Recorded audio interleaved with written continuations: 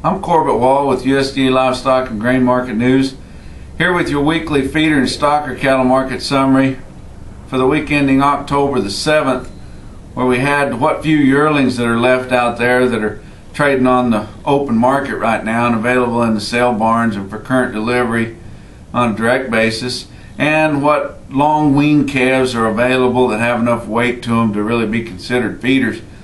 Selling $3 to $6 higher, active trading, and the market was really strong this week. Even the balling calves, unweaned calves that really dominate the receipts right now this time of year are selling firm to $5 higher.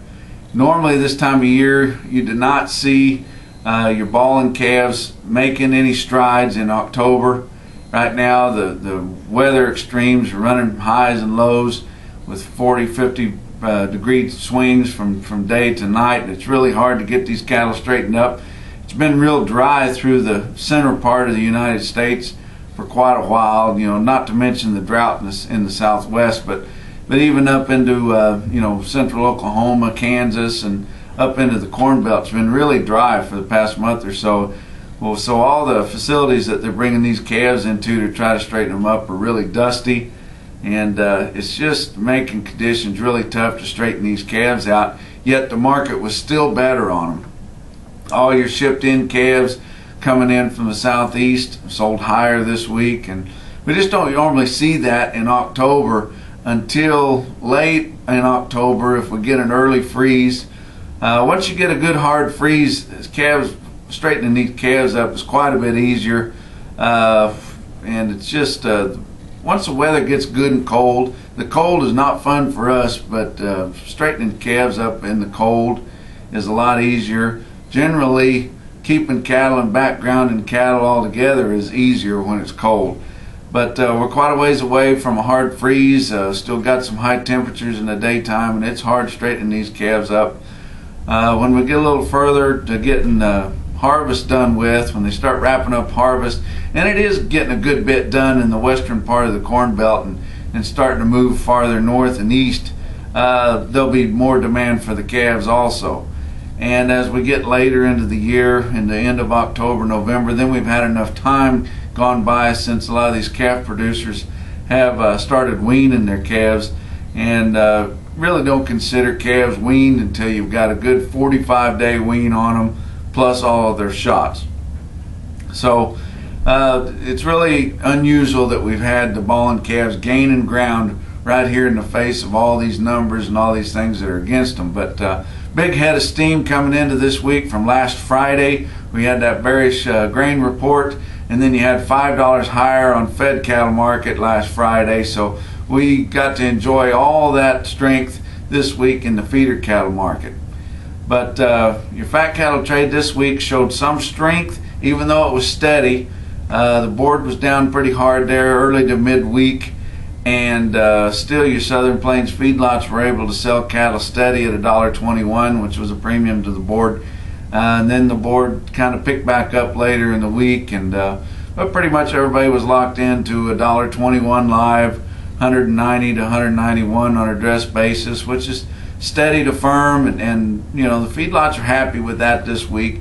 They're still not making money on a lot of these closeouts, but still they're kind of satisfied with that market for this week. Probably like to see some more gains coming next week and beyond, because the board's trading at a premium, and they've got the right to ask for more money for these cattle. But we starting to see guys trying to guesstimate what's going to happen with all those calves that they put in the feedlot in June and July. There was no rain to ever try to turn those cattle out on anything this fall. Doesn't look like the grazing wheat prospects for winter wheat is going to be very good. If it is, it's probably going to be due to some snow over the winter, and then maybe have some graze out wheat if they ever get it planted. So right now, those calves that they put in the feedlot in the South Plains are staying in there. At this point, a lot of them are getting so fleshy and that they're going to stay in there until they finish. Those calves will start coming out maybe as early as towards the end of the year, and going into next year.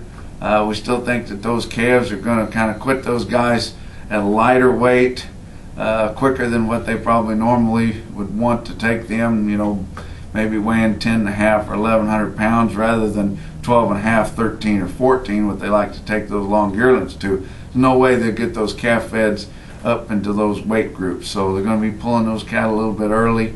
And now we can kind of see past those cattle, and really looks like sky's the limit on the fed cattle trade once we get past those calf feds and get into pretty deep into next spring. And that's what they're buying cattle for right now, is for that market there. And everybody seems to be pretty bullish.